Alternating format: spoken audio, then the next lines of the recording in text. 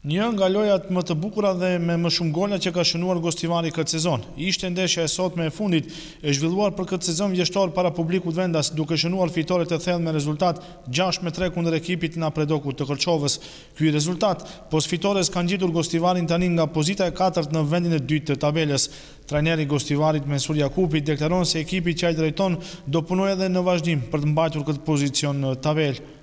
Ne ishim gjithë aspektet më të mirë sot, dëshmuam një lojë mjaft cilësore, patëm shumë raste për të shënuar, siç e dini edhe shënuam 6 golla, mirë po një vërejtje e vogël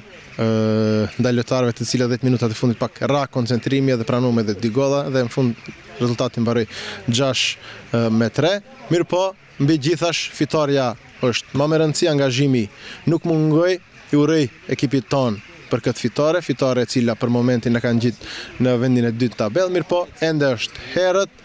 ka edhe shumë ndeshje të luajnë, me mbi gjithash ne punojmë me seriozitetin më të madh, angazhimi nuk mungon, kryesia është e angazhuar mjaft dhe shpresojmë se nuk do ndalemi këtu, ekipi jon do të vazhdon me rezultate pozitive dhe të mbajmë ndër 2-3 vendet e para kreut të tabelës e Ligës së Dytë të Maqedonisë.